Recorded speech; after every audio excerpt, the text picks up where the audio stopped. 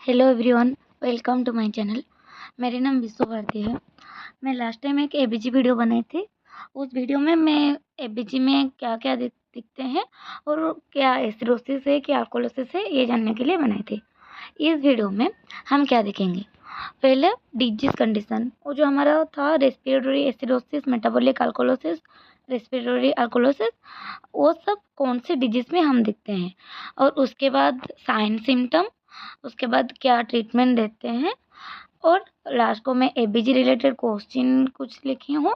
MCQ question है और 2 question आपके लिए है। चलो फिर स्टार्ट करते हैं।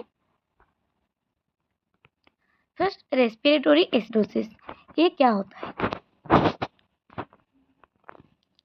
Respiratory acidosis is a condition where the lungs cannot remove all the carbon dioxide the body produces। क्या होता है ना, हमारा बॉडी जो कार्बन डाइऑक्साइड प्रोड्यूस करता है, लंग्स ठीक से जब कार्बन डाइऑक्साइड एक्सचेंज नहीं कर पाता है और रिमूव नहीं कर पाता है, उस कंडीशन में रेस्पिरेटरी एसिडोसिस होता है। This result in an accumulation of carbon dioxide in the blood leading to a decrease in blood pH, making it more acidic. क्या करते हैं ना, जब कार्बन डाइऑक्साइड हमारे ब्लड में जमा होता है, ये हमारा पीएच को कमा देता है, उसके बाद उसको एसिडिक करता है, तो हम बोलते हैं रेस्पिरेटरी एसिडोसिस। बेसिकली देखेंगे तो जब हमारा लंग्स में कार्बन डाइऑक्साइड ज़्यादा हो जाता है, तो क्या करते हैं, वो पीएच को कमा कर एसिडिक कर देता है। उसके बाद देखेंगे इसका डिजीज कंडीशन, मतलब रेस्पिरेटरी एसिडोसिस हम कौन से डिजीज में पाते हैं। First, COPD, chronic obstructive pulmonary disease में दिखते हैं। उसके बाद अस्थमा है। Asthma, severe asthma attack can obstruct airway and lead to inadequate gas exchange. Asthma और सीओपीडी में क्या होता है ना, एयरवे ऑब्स्ट्रक्ट होता है, तो इसीलिए कार्बन डाइऑक्साइड ठीक से बाहर नहीं आ पाता है, एक्सचेंज ठीक से नहीं होता है O2 और कार्बन डाइऑक्साइड का। इसीलिए अस्थमा और सीओपीडी में रेस्पिरेटरी एसिडोसिस होता है। उसके बाद आता है निमोनिया। निमोनिया में क्या होता है, बैक्टीरियल इन्फेक्शन होता है लंग्स में, तो इसके कारण CO2 का इंक्रीज होता है। उसके बाद आता है पल्मोनरी एडिमा, ये भी एक कारण है। पल्मोनरी एडिमा में क्या होता है, fluid accumulation in the lungs, lungs में फ्लूइड अक्यूमुलेशन होता है, जमा होता है, इसीलिए कार्बन डाइऑक्साइड बढ़ जाता है। ऑब्स्ट्रक्टिव स्लीप एपनिया में दिखाई देता है, और न्यूरोमस्कुलर डिजीज में भी रेस्पिरेटरी एसिडोसिस दिखाई देता है। उसके बाद जानेंगे हम sign and symptom of respiratory acidosis क्या है। Shortness of breath. Shortness of breath में क्या होता है ना, पेशेंट ठीक से सांस नहीं ले पाता है, डिफिकल्टी महसूस करता है। उसके बाद फैटिग आता है। फैटिग मतलब थोड़ी थोड़ी काम करते करते थक जाते हैं, टायर्डनेस जो दिखाई देता है उस टाइम। उसके बाद आता है कन्फ्यूजन एंड लेथर्जिक। ये क्या है, जब कार्बन डाइऑक्साइड बॉडी में बढ़ जाता है, तो क्या होता है ना, पेशेंट सब ड्राउजी हो जाते हैं। उसके बाद रेस्टलेसनेस दिखाई देता है। उसके बाद सियानोसिस बॉडी में दिखाई देता है, और हार्ट रेट रैपिड हो जाता है, रैपिड हार्ट रेट।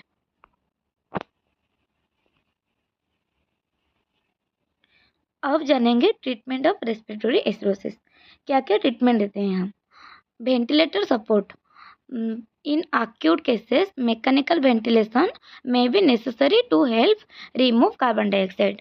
क्या होता है ना, जब कार्बन डाइऑक्साइड ज़्यादा बढ़ जाता है बॉडी में, तो आईसीयू में रखकर पेशेंट को इंटूबेशन करते हैं कार्बन डाइऑक्साइड रिमूव करने के लिए। उसके बाद ब्रोंको डायलेटर्स, ये क्या होता है, ये एक this medication help open airway in condition like asthma और सीओपीडी। ये एक मेडिकेशन है, ये क्या करता है ना, एयरवे को ओपन करने में हेल्प करता है। जैसे कि हम देते हैं डुओलिन, बुडेकट, फोराकट, ये सब, ये एयरवे को ओपन करने में हेल्प करता है। उसके बाद आता है हमारा antibiotics. If the acidosis is due to a bacterial infection like pneumonia, antibiotics are needed. Antibiotic हम कब देते हैं, जब पेशेंट को निमोनिया होगा, तब क्या होता है, बैक्टीरियल इन्फेक्शन होता है, तो बैक्टीरिया को मारने के लिए हम एंटीबायोटिक हमको एंटीबायोटिक की ज़रूरत है। उसके बाद आता है स्टेरॉइड्स। स्टेरॉइड्स क्यों देते हैं? To reduce inflammation in the airway.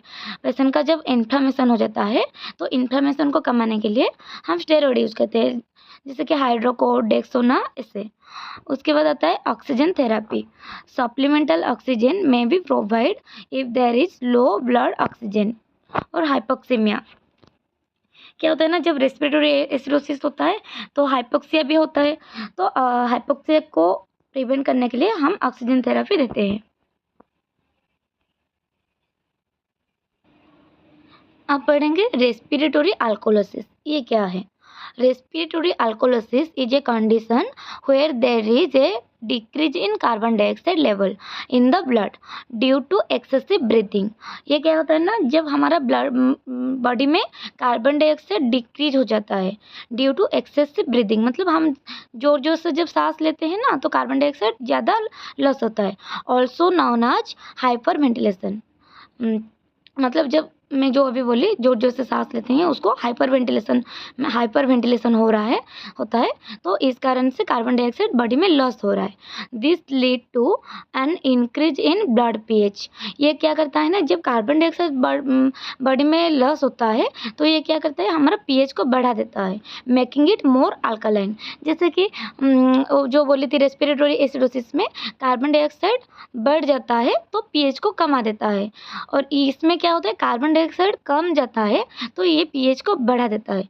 उसमें अल्कोलिसिस करता है और इसमें अल्कालाइन करता है। उसमें एसिडोसिस करता है और इसमें अल्कालाइन करता है।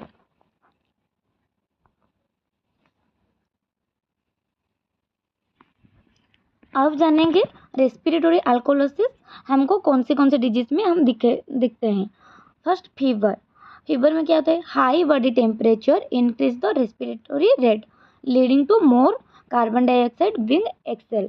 क्या होता है ना, फीवर जब होता है हमारा टेम्परेचर ज़्यादा होता है तो हम रेस्पिरेटरी रेट, मतलब हमारा सांस हम बहुत ज़ोर ज़ोर से लेते हैं फीवर के टाइम, तो ये क्या करता है ना, हमारा हाइपर वेंटिलेशन हो रहा है तो कार्बन डाइऑक्साइड लॉस करता है बॉडी में, इस कारण से रेस्पिरेटरी अल्कोलोसिस होता है। उसके बाद आता है हाइपोक्सीमिया। हाइपोक्सीमिया उसे रेस्पिरेटरी अल्कोलोसिस में भी ऑक्सीजन का लेवल कम जाता है लंग्स में, तो हाइपोक्सीमिया और हाइपोक्सिया होता है तब भी रेस्पिरेटरी अल्कोलोसिस दिखाई देता है। उसके बाद हाइपर वेंटिलेशन, जो बोली थी हाइपर वेंटिलेशन होता है, जोर जोर से सांस लेते हैं उसको ही बोलते हैं, तो इस कारण से होता है। सेप्सिस में होता है और प्रेगनेंसी के टाइम में रेस्पिरेटरी अल्कोलोसिस होता है, और हमको लीवर डिजीज कंडीशन में, लीवर डिजॉर्डर में दिखाई देता है। और ज़्यादा पेन होने से भी हम जोर जोर से सांस लेते हैं, और जब रोते हैं, बहुत ज़्यादा हंसते हैं, उस टाइम भी कार्बन डाइऑक्साइड लॉस होता है, तो क्या होता है ना, रेस्पिरेटरी एसिडोसिस होता है, रेस्पिरेटरी अल्कोलोसिस होता है। उसके बाद जानेंगे ट्रीटमेंट क्या देते हैं हम। रीब्रीदिंग टेक्निक, मतलब ये क्या है, ब्रीदिंग इनटू ए पेपर बैग और using A rebreathing mask can help increase CO2 level by री इनहेलिंग एक्सेल्ड CO2।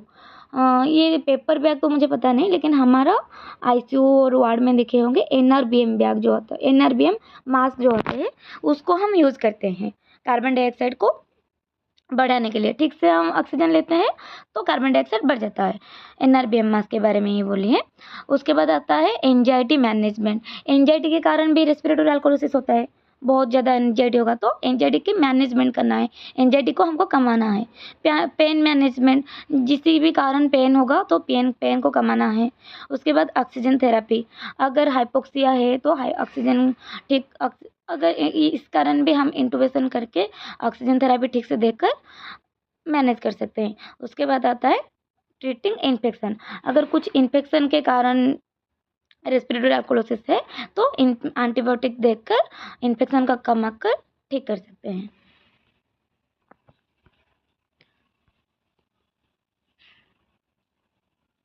अब उसके बाद पढ़ेंगे metabolic acidosis. Metabolic acidosis is a condition where there is an excess of acid in the body due to either increased acid production decrease acid excretion और excessive loss of bicarbonate. क्या है ना, जब body में हमारा body में जब acid ज़्यादा प्रोडक्शन होता है और डिक्रीज एसिड एक्सक्रेशन मतलब एसिड जो जितना निकलना चाहिए उससे कम जाता है, डिक्रीज हो जाता है।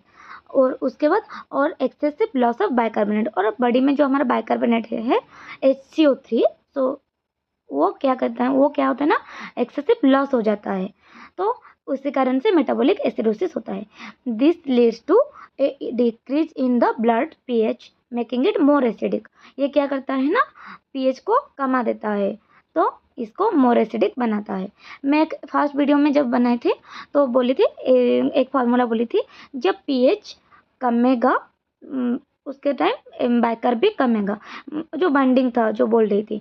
इसमें सिर्फ क्या, बाइकर लॉस होने के कारण ये pH को कमाता है, तो बाइकर भी कमता है और pH भी कमता है। उसके बाद देखेंगे ये कौन से डिजीज में हमको दिखाई देता है। डायबिटिक कीटोएसिडोसिस में दिखते हैं, उसके बाद लैक्टिक एसिडोसिस में दिखते हैं, और रेनल ट्यूबुलर एसिड में दिखते हैं, और डायरिया में दिखते हैं। उसके बाद इंजेस्टेशन टॉक्सिन, मतलब कुछ क्या बोलते हो, ड्रग इंटेक इनहेल जो करते हैं उस केस में। उसके बाद सीकेडी में दिखते हैं, सीकेडी में ज़्यादा होता है ना मेटाबॉलिक एसिडोसिस। उसके बाद हाइपरक्लोरेमिक एसिडोसिस और हाइपरक्लोरेमिक एसिडोसिस में दिखते हैं। और इसका साइन एंड सिम्टम क्या है। First, rapid breathing on SOB, मतलब जो पहली वीडियो में शॉर्टनेस ऑफ ब्रीथ जो होता है ये दिखाई देता है। फैटिग और वीकनेस दिखाई देता है, नजिया होता है, वॉमिटिंग होता है, और हेडाक होता है, और मसल क्रैम्प्स होता है। सीकेडी पेशेंट को आप दिखे ही होंगे, मसल क्रैम्प्स कॉमन है। डिक्रीज एपेटाइटिस, भूख नहीं लगता है। उसके बाद सीवियर एरिथमिया होता है। उसके बाद जानेंगे मेटाबॉलिक अल्कोलिसिस क्या है। Metabolic alkalosis is a condition where the pH of the blood is elevated beyond the normal range due to an excess of bicarbonate और a loss of hydrogen ion. इसमें क्या होता है, जब हमारा बॉडी में बाइकार्बोनेट ज़्यादा हो जाता है, HCO3 जो होता है ना वो ज़्यादा हो जाता है, ये क्या करता है ना, हाइड्रोजन को लॉस करता है, तो इसी कारण से मेटाबॉलिक अल्कोलिसिस होता है। इसमें भी क्या, जब बाइकार्बोनेट ज़्यादा बढ़ जाता है इससे ये क्या करता है, pH को बढ़ा देता है। और ये भी एक फार्मूला है, जब pH बढ़ता है तो हाइड्रोजन आयन लॉस होता है, और हाइड्रोजन आयन जब बढ़ता है तो pH ज़्यादा होता है, ऐसे होता है। तो इसमें pH ज़्यादा होता है तो हाइड्रोजन आयन लॉस होता है। अब देखेंगे मेटाबॉलिक अल्कोलिसिस कौन से डिजीज में हम दिखते हैं। फर्स्ट, वोमिटिंग में क्या होता है ना, वोमिटिंग और gastric suctioning loss of stomach acid due to prolong vomiting. क्या होता है ना, जब हम वोमिट करते हैं तब हमारा स्टोमक में क्या होता है, HCl हाइड्रोक्लोरिक एसिड है, तो वोमिट के कारण वो बहुत ज़्यादा निकल जाता है, तो लॉस होता है स्टोमक में। तो ये क्या करता है, जब बॉडी में लॉस होता है HCl, तो वो अल्कोलोसिस हो जाता है, बॉडी अल्कोलोसिस हो जाता है। तो वोमिटिंग में हम ज़्यादा मेटाबॉलिक अल्कोलिसिस दिखते हैं। उसके बाद डायूरेटिक, ये क्या करता है, ये एक मेडिकेशन है जो any drug that increase the flow of urine. ज़्यादा यूरिन के कारण जो हमारा बॉडी में इलेक्ट्रोलाइट है वो ज़्यादा निकलता है, जैसे कि लास्टिक्स देते हैं, डाइटर देते हैं, ये सब में कारण क्या होता है ना, ज़्यादा लॉस होता है इलेक्ट्रोलाइट, तो इसके कारण से भी मेटाबॉलिक अल्कोलिसिस होता है। पोटेशियम क्लोराइड ये सब डिक्रीज होने से होता है। उसके बाद hyper aldosteronism is medical condition wherein too much aldosterone is produced. High aldosterone level can lead to lower level of potassium in the blood, hypokalemia and increase hydrogen ion excretion. जब hypokalemia भी होता है उस time भी metabolic alkalosis होता है। उसके बाद देखेंगे एक्सेसिव बाइकार्बोनेट इनटेक। जब एक्सेसिव मतलब जब पेशेंट का एसिडोसिस होता है, हम क्या करते हैं ना, सोडा बाइकार्बोनेट चलाते हैं जो इन्फ्यूजन में, उस टाइम क्या होता है ना, जब एक्सेस हो जाता है, बाइकार्ब जब बढ़ जाता है उसके कारण से भी मेटाबॉलिक अल्कोलिसिस होता है। उसके बाद Cushing syndrome, increase level of cortisol in Cushing syndrome, जब हमारा बॉडी में कॉर्टिजोल इंक्रीज होता है तब भी मेटाबॉलिक अल्कोलिसिस होता है। Bicarbonate deabsorption in the kidney. Treatment of metabolic alkalosis, क्या हम ट्रीटमेंट देते हैं? इलेक्ट्रोलाइट रिप्लेसमेंट, इसमें क्या होता है? Administrating potassium chloride can help correct hypokalemia and acidosis. Hypokalemia में हमको मेटाबॉलिक अल्कोलिसिस दिखाई देता है, तो हम पोटेशियम करेक्शन देकर इसको ठीक कर सकते हैं। उसके बाद acidifying agents means in severe cases intravenous administration of acidifying agents like ammonium chloride और हाइड्रोक्लोरिक एसिड में भी नेसेसरी। क्या होता है? हम इंट्रावेनसली डायरेक्ट इंजेक्ट कर सकते हैं हाइड्रोक्लोरिक एसिड और एमोनियम का। उसके बाद आता है फ्लूइड रिप्लेसमेंट। बोली थी पहले मेटाबॉलिक अल्कोलिसिस में फ्लूइड लॉस होने के कारण क्या होता है? इलेक्ट्रोलाइट इनबैलेंस के होने के कारण हम फ्लूइड रिप्लेसमेंट दे सकते हैं। अब करेंगे एमसीक्यू। हम यहाँ पर जितना भी डिजीज के बारे में पढ़ा है उसके रिलेटेड ही एबीजी क्वेश्चन है। Which is the single most likely diagnosis, मतलब ये एक क्वेश्चन दिया है तो ये कौन सा डायग्नोसिस का है हमको पता करना है। ए 26-year-old man has been SOV for 12 hours and is feeling generally unwell, and ABG pH reckon pH is 7.51, PaCO2 3.1, kPa PO2 PO2 8.9 kPa और HCO3 23.1 मिलीमोल पर लीटर।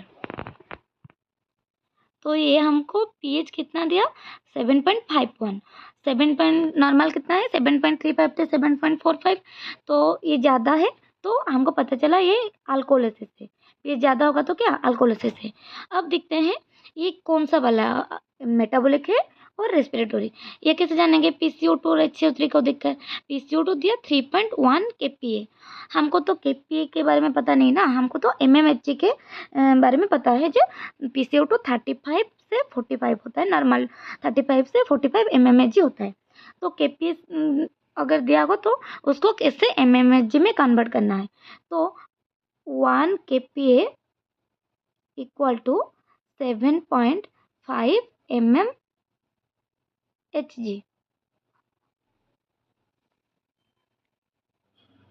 तो हमको यहाँ पर कितना दिया? 3.1, तो 3.1 इंटू 7.5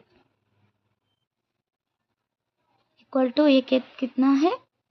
23.25। ये क्या हुआ?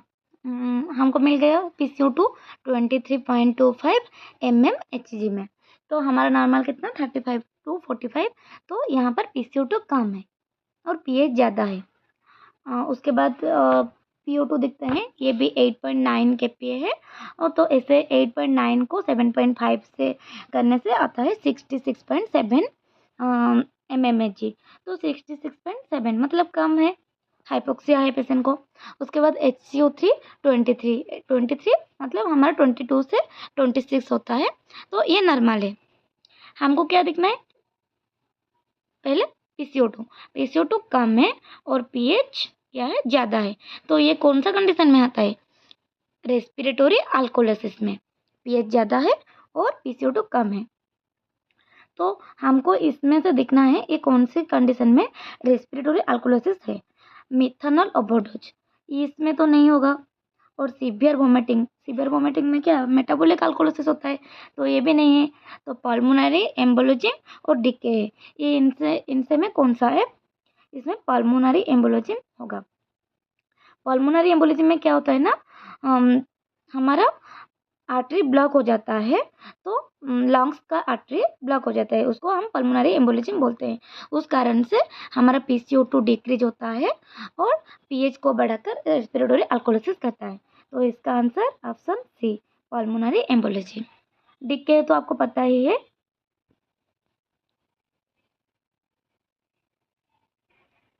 अब करेंगे क्वेश्चन नंबर 2। इस पे यहाँ पर क्या दिया? PO2 16.1 kPa PCO2 3.3 kPa और pH 7.1 और HCO3 क्या दिया 12 मिलीमोल पर लीटर। यहाँ पर क्या हुआ PCO2 यहाँ पर भी ऐसे करेंगे PCO2 क्या है 3.3 इंटू 7.5 मतलब हमको निकलना है MMHg में। हम MMHg का नॉर्मल वैल्यू हमको पता है इसलिए। तो क्या होगा ये हो गया 24.75 मतलब ये काम है। यहाँ पर PCO2 काम है। उसके बाद देखते हैं PO2 को ऐसे करेंगे तो ये आ जाएगा हमारा 120.75 120 मतलब ज़्यादा है, मतलब PO2 ठीक है, 80 से 100 रहना चाहिए। उसके बाद बाइकार्ब दिया हमको 12 mmol मतलब कम है बाइकार्ब यहाँ पर। और यहाँ पर pH भी कम है 7.1 है ना, नॉर्मल 7.35 से रहना चाहिए। तो यहाँ पर क्या हुआ, एक हम कंपनसेट करके पढ़े थे ना, यहाँ पर ऐसे ही है। ये क्या है ना, ये मेटाबॉलिक है और रेस्पिरेटरी। ये कैसे जानेंगे, देखिए मैं एक फॉर्मूला बताई थी, अगर pH कमेगा तो बाइकार्ब कमेगा, मतलब बाइकार्ब और pH का बॉन्डिंग दिखना है और PCO2 का pH का बॉन्डिंग दिखा है। यहाँ पर pH कम है लेकिन PCO2 भी कम ही है। तो क्या होता है ना, ये अपोजिट में जाता है ना, PCO2 ज़्यादा होगा तो pH कमता है और pH ज़्यादा होगा तो PCO2 बढ़ता है। लेकिन इसका और इसका कुछ बॉन्डिंग नहीं है, लेकिन बाइकार्ब और pH का बॉन्डिंग यहाँ पर क्या है, ठीक है, मतलब pH कमता है बाइकार्ब कमता है, तो यहाँ पर pH भी कम है तो बाइकार्ब कम है। तो ये किससे क्या हुआ, मेटाबॉलिक हुआ। PCO2 का इसमें कुछ बॉन्डिंग नहीं आ रहा है, इसको हम पार्शियली मेटाबॉलिक एसिडोसिस बोलेंगे। pH कम है तो क्या है, एसिडोसिस है। तो ये सब abnormal है, pH भी abnormal है, PCO2 abnormal है और बाइकार्ब abnormal है, ये मतलब पार्शियल है। तो हमको ये ढूंढना है कि ये कौन सा डिजीज में दिखते हैं। हमारा क्या मिला हमको, मेटाबॉलिक एसिडोसिस मिला। तो एक्यूट पल्मोनरी एम्बोलिज्म इसमें तो नहीं है, हम अभी देखे थे क्वेश्चन। तो पल्मोनरी एम्बोलिज्म क्या होता है, रेस्पिरेटरी अल्कोलोसिस होता है। उसके बाद आता है डीके क्या, डायबिटिक कीटोसिडोसिस, ये भी हम डिजीज कंडीशन में पढ़े थे, ये आता है मेटाबॉलिक एसिडोसिस में। और हाइपरवेंटिलेशन तो नहीं आता है, क्योंकि हाइपरवेंटिलेशन क्या होता है, रेस्पिरेटरी अल्कोलोसिस। हाइपोक्सेमिया भी रेस्पिरेटरी अल्कोलोसिस या फिर रेस्पिरेटरी एसिडोसिस हो सकता है। तो हमको ये मिल गया डीके डायबिटिक कीटोसिडोसिस। इसमें क्या होता है ना, pH कमता है और बाइकार्ब कमता है। तो ये हो गया बी, ऑप्शन बी।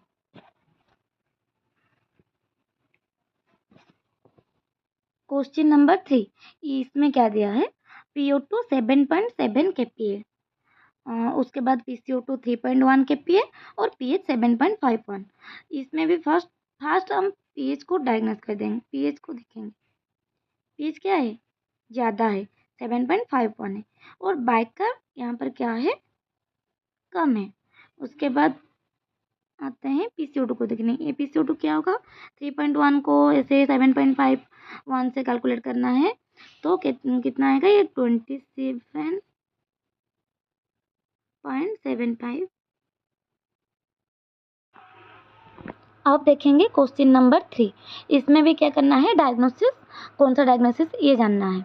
तो यहाँ पर हमको PO2 क्या दिया 7.7 kPa, तो kPa में दिया है, तो इसको हम क्या करेंगे, कन्वर्ट करेंगे mmHg में।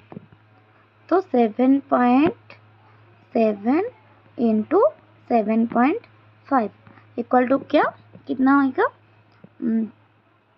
7.7 57.75 ये आ गया। उसके बाद PCO2 को भी कन्वर्ट करना है। PCO2 कितना दिया यहाँ पर, 3.7 इंटू 7.5 करना है, तो यहाँ पर कितना आएगा, से 3.7 इंटू, तो यहाँ पर आएगा 27.75, ये हमको PCO2 मिल गया। और पीएच तो यहाँ पर दिया है 7.51 है और HCO3 18 है। तो पीएच PCO2 क्या है, कम है। नॉर्मल 35 से 45 रहना चाहिए, यहाँ पर 27 है। उसके बाद पीएच यहाँ पर ज़्यादा है और बाइक का थोड़ा सा कम है और PO2 भी कम है। तो ये हमको कौन सा कंडीशन मिला, पीएच ज़्यादा है और PCO2 कम है। तो ये कौन सा कौन सा कंडीशन में होता है, रेस्पिरेटोरी अल्कोलोसिस। रेस्पिरेटोरी अल्कोलोसिस में क्या होता है, जब PCO2 डिक्रीज हो जाता है उस टाइम पीएच को बढ़ा देता है। तो हमें कंडीशन मिल गया हमको रेस्पिरेटोरी अल्कोलोसिस में। निमोनिया, ये निमोनिया कौन सा डिजीज में आता है, रेस्पिरेटोरी, किस में आता है, रेस्पिरेटोरी एसिडोसिस में। और डीके भी तो हमको पता है ये मेटाबॉलिक एसिडोसिस होता है। और COPD भी आता है रेस्पिरेटोरी एसिडोसिस में। हाइपर वेंटिलेशन मैं बोली थी, जब हम जोर से सांस लेते हैं उस टाइम क्या होता है, PCO2 कम जाता है, तो PCO2 के लॉस के कारण पीएच बढ़ जाता है। तो रेस्पिरेटोरी अल्कोलोसिस हाइपर वेंटिलेशन में होता है। तो इसका आंसर होगा डी। हो गया 3 क्वेश्चन। ये आपके लिए 2 क्वेश्चन है, ये आपको करना है। Thank you for watching this video.